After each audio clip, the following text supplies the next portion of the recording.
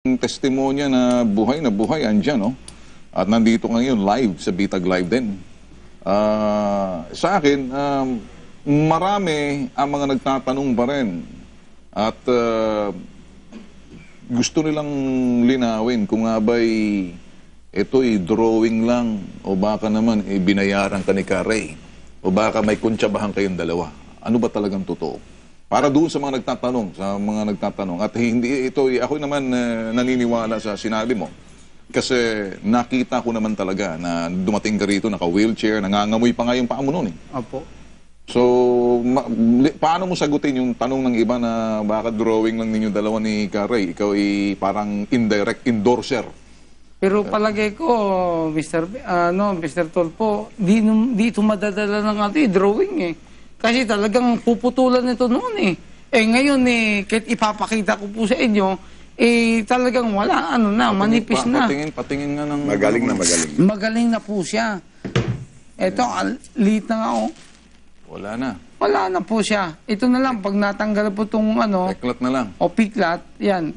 Okay na po yan, kasing laki na po nung kabila kung paka. Okay. Oo. Nakakapag-basketball ka naman. Eh, nakapag di naman ako talaga nagbabasketball, pero nag-shot-shot lang ako ng bola. Okay.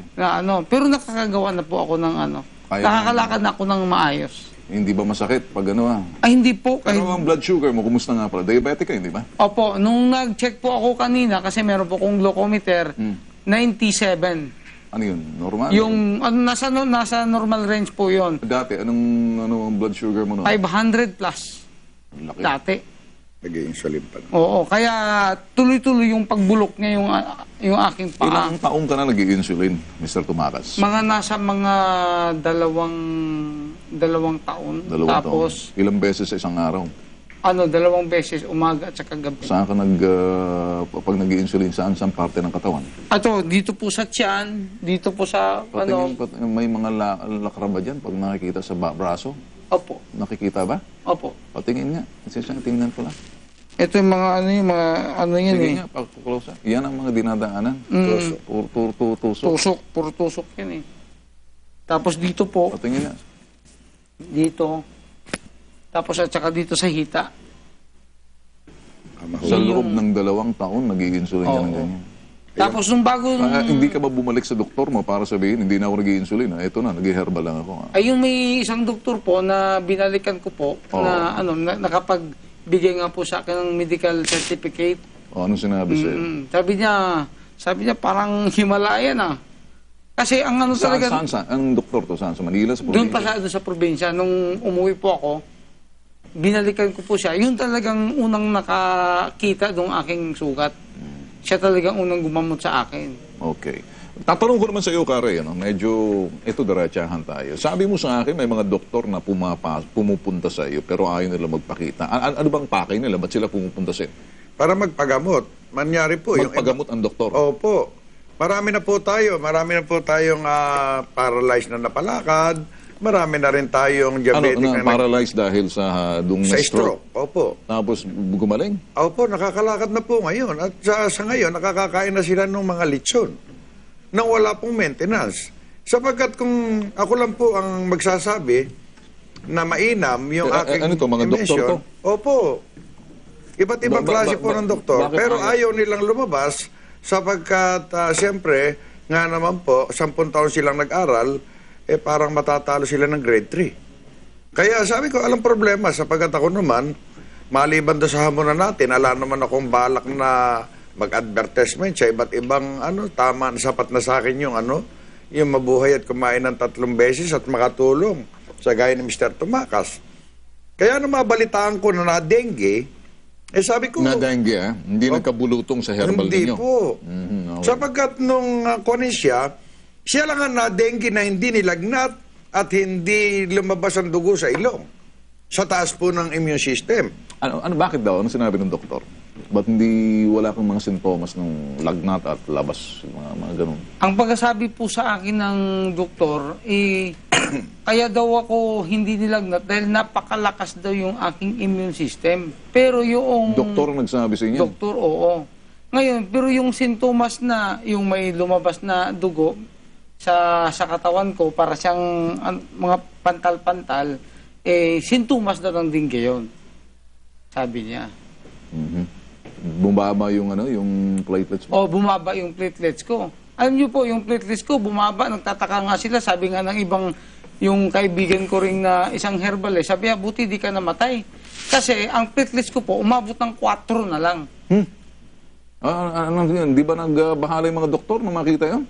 Kaya nga nababahala sila nung nakita yung platelets. Pero ang pinagtaka po nila, hindi pa po ako nanghihina. Hindi kaya sa pagka-diabetic mo yun? Hindi, normal naman po yung ano ko. Blood sugar mo? Oo, blood sugar ko nag-normal. Lagi po ako nag-check ng ano. Kaya itong daliri ko na to, puro tusok yan sa glucometer Ay, yung pag-check ng ng sugar. Well, Karay, maraming mga text messages na nakakaabot sa amin sa Visayas at Mindanao hinggil doon sa iyong herbal. Sila'y na parang ganito, ikaw ba'y handang magkaroon ng parang isang pasyente man lang sa Mindanao na hamon na mapagaling mo, isang pasyente sa Visayas at medyo hindi lang puro sa Luzon? Bagamat nasasabi mo, may mga nag-o-order sa inyo na galing sa Davao, mas maganda yun nakikita. At ako'y gusto ko sanang mamonitor sa Davao. Opo. Huwag pong isa-isa. Kunti naman yun. Baka sabihin, himala lang yun. Bawat sa Davao, sa parte po ng Mindanao, Zamboanga, Cebu, kailangan po tigli-5.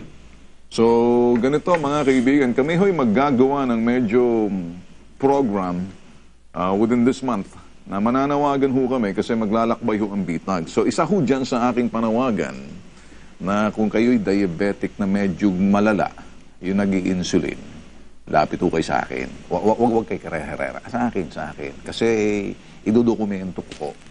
Sa ganun, ayan, unahin natin sa Davao. Medyo dyan sa Davao at malaki-laki rin dyan. Sa Cebu, unahin din natin dyan.